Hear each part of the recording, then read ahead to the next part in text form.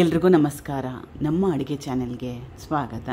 ಇವತ್ತಿನ ವಿಶೇಷ ರುಚಿಕರವಾಗಿರೋಂಥ side dish recipe. ಇದು ಮೊದಲೇ ನೆನೆಸಿಟ್ಕೊಂಡಿರೋ ಒಣ ಬಟಾಣಿ. ಸುಮಾರು ಒಂದು 1/4 kg ಹೇಳಿರೋ ಕ್ವಾಂಟಿಟಿಯಲ್ಲಿ ಮಾಡಿಕೊಂಡ್ರೆ ಸುಮಾರು ಒಂದು 4ರಿಂದ 5 ಜನಕ್ಕೆ ಒಂದೊತ್ತಿಗೆ ಸಾಕಾಗುತ್ತೆ. ಒಣ ಬಟಾಣಿ ನೆನೆಲಿಕ್ಕೆ ಸ್ವಲ್ಪ ಸಮಯ ಜಾಸ್ತಿ ಬೇಕಾಗುತ್ತೆ.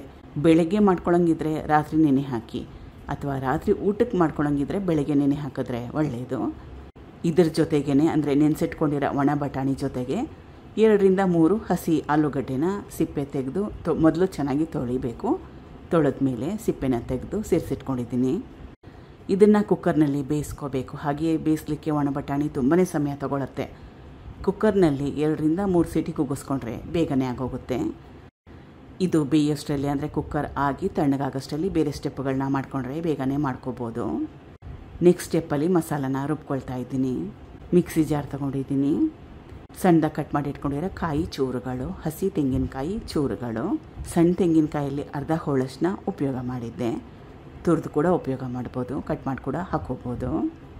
ಇದು ಜೀರಿಗೆ ಸಣ್ಣ ಚಮಚದಲ್ಲಿ 1 ಚಮಚದಷ್ಟು, ಚಕ್ಕೆ, ಲವಂಗ, ಇದು ಹಸಿ ಶುಂಠಿ, ಬೆಳ್ಳುಳ್ಳಿ ಎಸಳು, ಹಸಿರು ಮೆಣಸಿನಕಾಯಿ. ಖಾರನ ನಿಮ್ಮಿಷ್ಟದ ಪ್ರಕಾರ ಕೂಡ ಹಾಕೋಬೋದು. ಕೊತ್ತಂಬರಿ ಸೊಪ್ಪು 1 ಹಿಡಿಯಷ್ಟು, ಸ್ವಲ್ಪ ನೀರು, ಚೆನ್ನಾಗಿ ನುಣ್ಣಗೆ ರುಬ್ಕೋಬೇಕು. ರುಬ್ಕೊಂಡಿದ್ದಾಗಿದೆ. ಮುಂದಿನ ಸ್ಟೆಪ್ಪಲ್ಲಿ ಬಾಣಲೆ ಇಟ್ಕೊಂಡಿದ್ದೀನಿ. ಎಣ್ಣೆ 1ರಿಂದ 2 ಟೇಬಲ್ ಸ್ಪೂನಷ್ಟು. ಇದಕ್ಕೆ ಸಾಸಿವೆ ಕರಿಬೇವಿನ ಸೊಪ್ಪಿನ ಅವಶ್ಯಕತೆ ಇಲ್ಲ, ಇಷ್ಟ ಇದ್ದರೆ ಸ್ವಲ್ಪ ಹಾಕೋಬೋದು. ಕಟ್ ಮಾಡಿ ಇಟ್ಕೊಂಡಿರೋ ಈರುಳ್ಳಿ, ಒಂದು ದೊಡ್ಡ ಈರುಳ್ಳಿನ ಉಪಯೋಗ ಮಾಡ್ತಾಯಿದ್ದೀನಿ. ಈರುಳ್ಳಿ ಹಾಕೊಳ್ಳದೆ ಕೂಡ ಮಾಡ್ಕೋಬೋದು, ಅಥವಾ ಈರುಳ್ಳಿ ಕ್ವಾಂಟಿಟಿ ಕಡಿಮೆ ಕೂಡ ಹಾಕೋಬೋದು. ಈರುಳ್ಳಿ ಹಾಕೊಂಡ್ಮೇಲೆ ಕಲಿಸ್ಕೊಂಡು ಈರುಳ್ಳಿ ಮೆತ್ತಗಾಗೋವರೆಗೂ ಬೇಯಿಸ್ಕೋಬೇಕು. ಸುಮಾರು ಒಂದು 2ರಿಂದ 3 ನಿಮಿಷ ಮೀಡಿಯಮ್ ಫ್ಲೇಮ್ನಲ್ಲಿ ಬೇಯಿಸ್ಕೊಂಡ್ರೆ ಸಾಕಾಗುತ್ತೆ. ತೀರಾನೇ ಹೈ ಫ್ಲೇಮು ಬೇಡ. ಈಗ ಈರುಳ್ಳಿ ಬೆಂದಿದೆ, ಹೊಂಬಣ್ಣ ಬಂದಿದೆ, ಮೆತ್ತಗಾಗಿದೆ, ಹಸಿ ವಾಸನೆ ಕೂಡ ಹೋಗಿದೆ. ಕಟ್ ಮಾಡಿ ಇಟ್ಕೊಂಡಿರೋ 2 ಮೀಡಿಯಮ್ ಸೈಜ್ ಟೊಮೆಟೊ, ನಾನು ನಾಟಿ ಟೊಮೆಟೊನ ಉಪಯೋಗ ಮಾಡ್ತಾಯಿದ್ದೀನಿ. ಟೊಮೆಟೊ ಕ್ವಾಂಟಿಟಿನ ಸ್ವಲ್ಪ ಜಾಸ್ತಿ ಹಾಕ್ಕೊಂಡಿದ್ದೀನಿ, ಯಾಕಂದರೆ ಈ ರೆಸಿಪಿಯಲ್ಲಿ ನಾನು ಹುಣಸೆ ಹಣ್ಣನ್ನ ಉಪಯೋಗ ಮಾಡ್ತಾಯಿಲ್ಲ.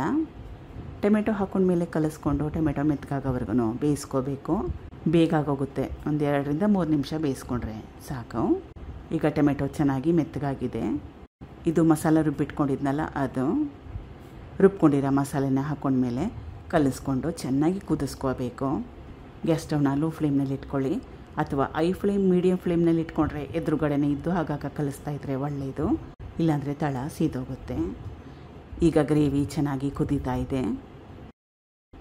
ಇದು ಕುಕ್ಕರ್ನಲ್ಲಿ ಬೇಯಿಸಿಟ್ಕೊಂಡಿರೋ ಒಣ ಬಟಾಣಿ, ಆಲೂಗಡ್ಡೆ, ನೀರಿನ ಸಹಿತವಾಗಿ ಅಂದರೆ ಬೇಯಿಸಿಟ್ಕೊಂಡಿರೋ ನೀರಿನ ಸಹಿತವಾಗಿ ಉಪಯೋಗ ಮಾಡಬೇಕು.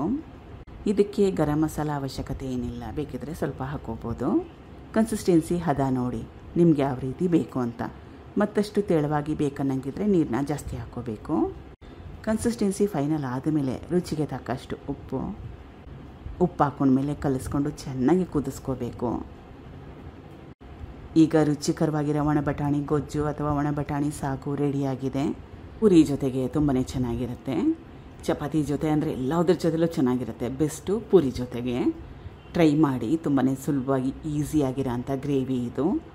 Thank you for watching. ಧನ್ಯವಾದಗಳು.